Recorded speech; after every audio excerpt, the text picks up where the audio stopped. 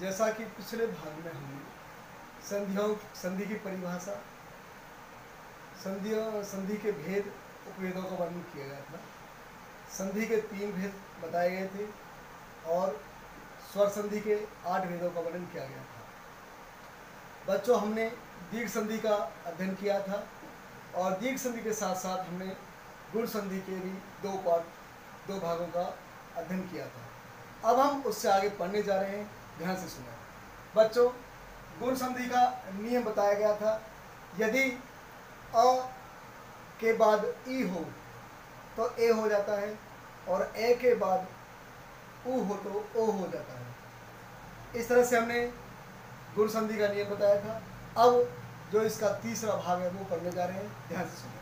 बच्चों, तीसरा भाग, जैसे कि मैंने बताया आप लोगों को कि संधि विच्छेद करते समय 2 पद होने जरूरी हैं, एक पूर्व पद और एक उत्तर पद। बच्चों, यहाँ पर आप देख रहे हैं गुण संधि का तीसरा पाठ। हमने अभी भी बताया था कि अ के बाद उ हो तो ओ हो जाता है, आ के बाद आ प्लस ई हो तो ए हो जाता है।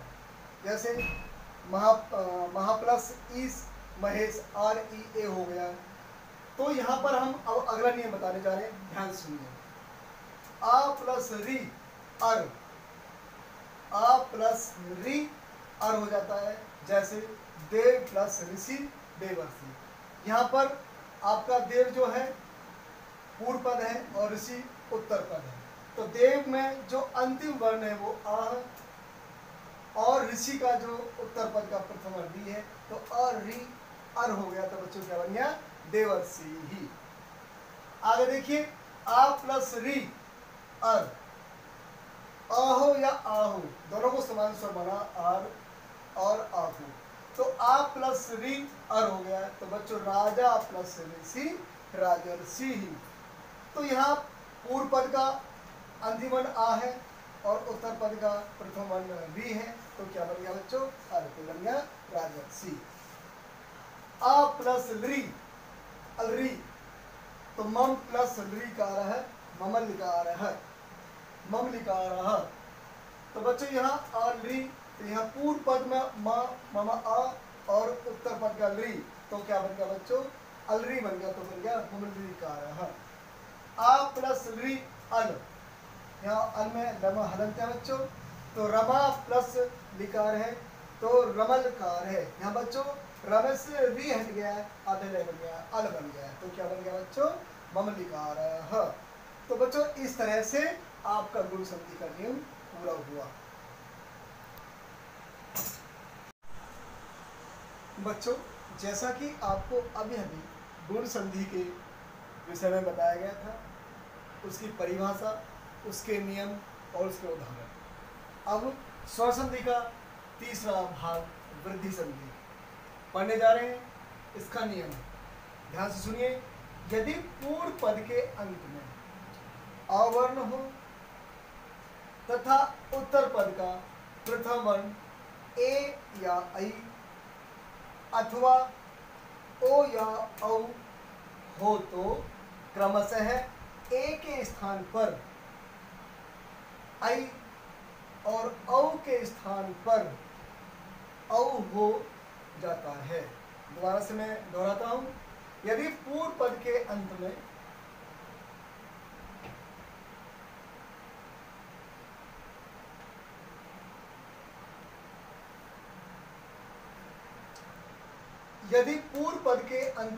अवर्ण हो तथा उत्तर पद का प्रथम वर्ण ए या ऐ अथवा ओ या औ हो तो क्रमशः ए के स्थान पर ऐ और ओ के स्थान पर औ हो जाता है। जैसे, ध्यान सुनिए, फर्स्ट नियम, आ प्लस ए ऐ, सह प्लस ए सही। तो बच्चों यहाँ पूर्व पद, जैसा कि ऊपर बताया गया था, पूर्व पद सह, इसका अंतिम वर्ण अंत में जो वर्ण है आ, और उत्तर पद बताया गया था, उत्तर पद ए, इसका प्रथम वर्ण ए है। तो बच्चों क्या बन गया? आई बन गया। तो बन गया बच्चों सही। आ प्लस ए, यहाँ दोनों यहाँ दोनों ह्रस्व थे, यहाँ दोनों दीर्घ हैं। आ प्लस आई आई, कृष्णा प्लस ऐक्यम कृष्ण ऐक्यम। तो बच्चों यहाँ पर भी ऐसा ही है, पूर्व पद का अंतिम वर्ण आ है और उत्तर पद का आई, तो क्या बन गया बच्चों, आई बन गया कृष्ण ऐक्यम।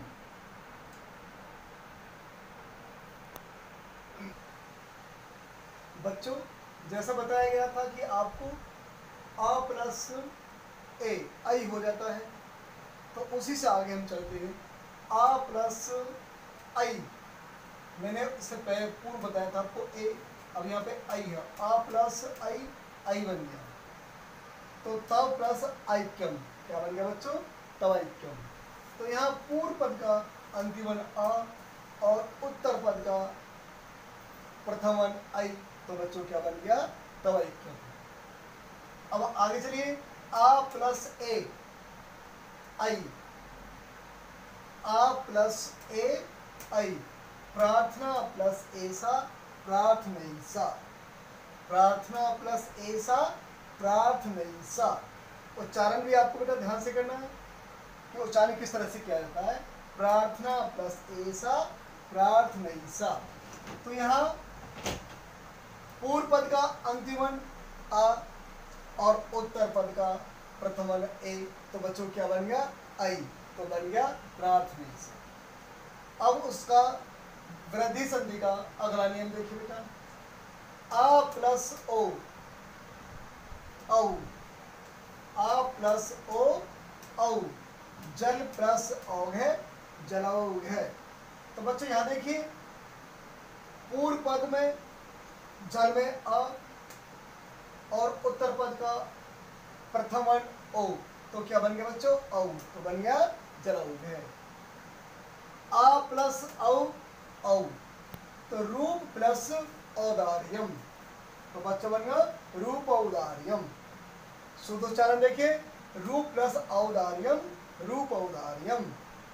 तो यहाँ पूर्व पद का अंतिम वर्ण अ और उत्तर पद का प्रथम वर्ण औ, तो बच्चों बन गया औ, बन गया रूप औदार्यम। आ प्लस औ, तो भी क्या बना बच्चों, औ, तो विद्या प्लस औत्सुक्यम, तो बन गया विद्याौत्सुक्यम। तो बच्चों विद्या का यानी पूर्व पद का अंतिम वर्ण आ और उत्तर पद का प्रथम वर्ण औ, तो बन गया बच्चों, बन गया औ, तो बन गया विद्याौत्सुक्यम। आ प्लस औ औ, ऐसा प्लस औषधि, तो बन गया बच्चों ऐसा औषधि ही। तो यहाँ भी पूर्व पद का अंतिम वर्ण आ और उत्तर पद का प्रथम वर्ण ओ, तो बन गया बच्चों औ, तो बन गया ऐसा औषधि। तो बच्चों मैं दोबारा से रिपीट करना चाहता हूँ, ध्यान से सुनिए इनका उच्चारण कैसे करते हैं। तव प्लस ऐक्यम तवैक्यम, प्रार्थना प्लस ऐसा प्रार्थनैसा, जल प्लस औघ जलौघ, रूप प्लस औदार्यम रूप औदार्यम, विद्या प्लस औत्सुक्यम विद्याौत्सुक्यम, ऐसा प्लस औषधि ही ऐसा औषधि ही।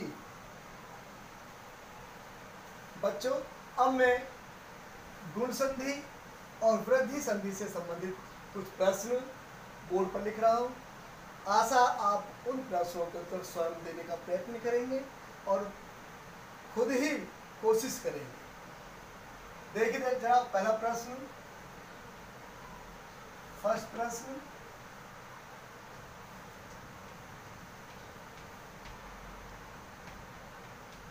गुण संधि किसे कहते हैं।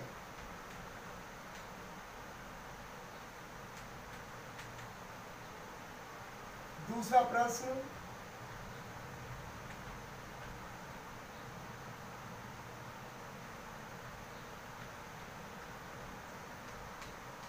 गुण संधि के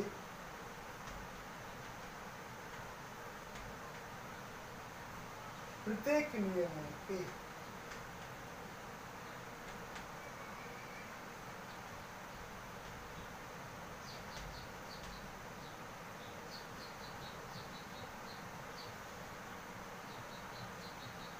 बच्चों अभी मैंने आप लोगों को गुण संधि और वृद्धि संधि के विषय में बताया गया था। अब हम गुण संधि और वृद्धि संधि के से संबंधित कुछ प्रश्न बोर्ड पर लिख रहे हैं। अब जरा ध्यान से देखिए। पहला प्रश्न, गुण संधि किसे कहते हैं? दूसरा प्रश्न, गुण संधि के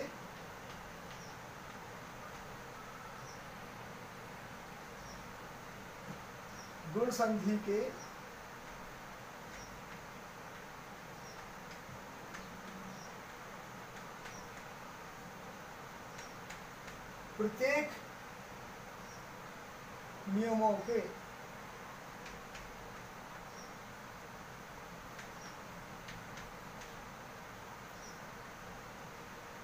दो उदाहरण लिखो।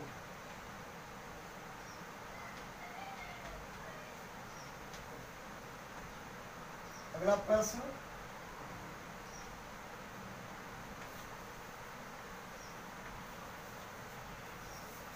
वृद्धि संधि किसे कहते हैं?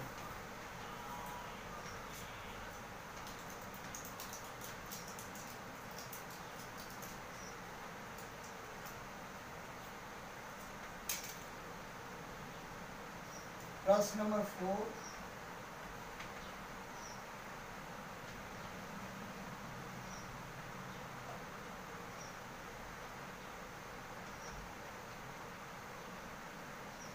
वृद्धि संधि के प्रत्येक नियमों के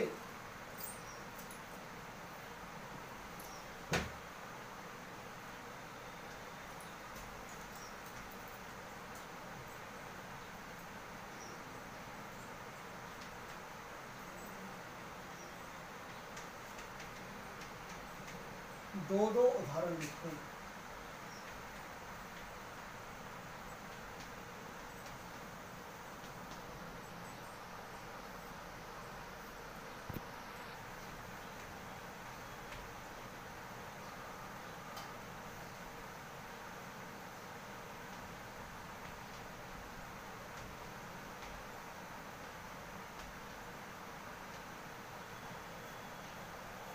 करो।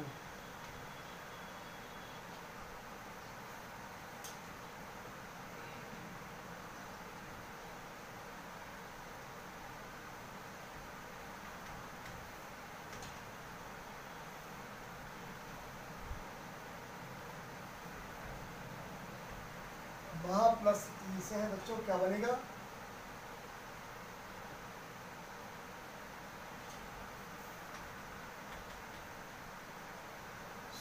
सु प्लस इंद्र क्या बनेगा?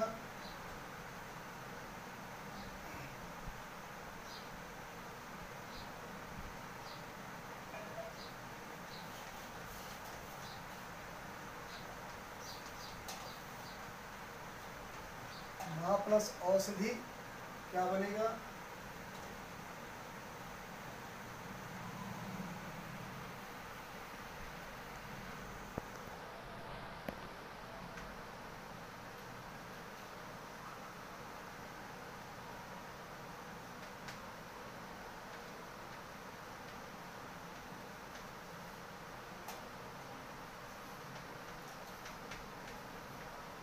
महा प्लस ऋषि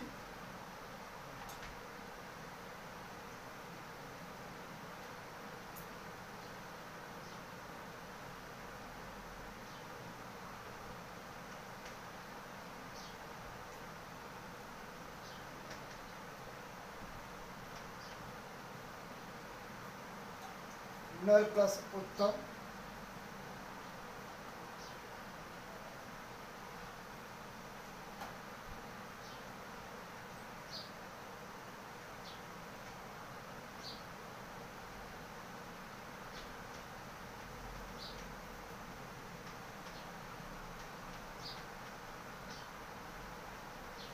दे प्लस औदार्यम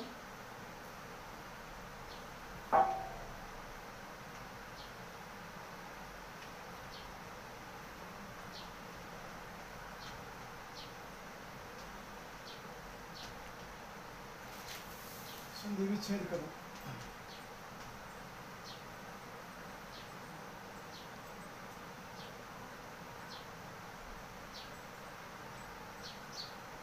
इंद्रः।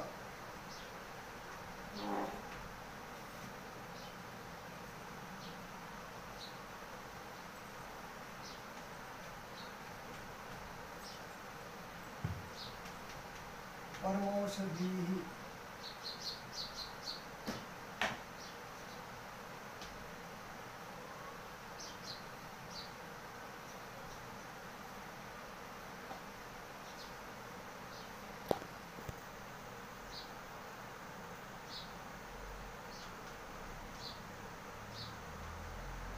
हर इंदु।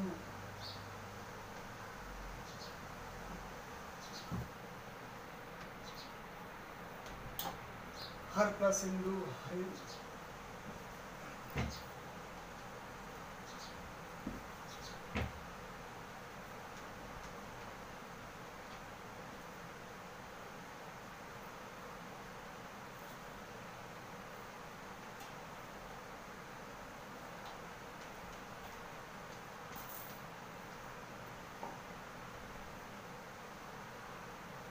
तो बच्चों इस तरह से जो मैंने आपको 6 प्रश्न दिए हैं मूल पर, उन प्रश्नों के उत्तर आप लोगों को स्वयं देने हैं, किसी की कोई सहायता नहीं लेनी।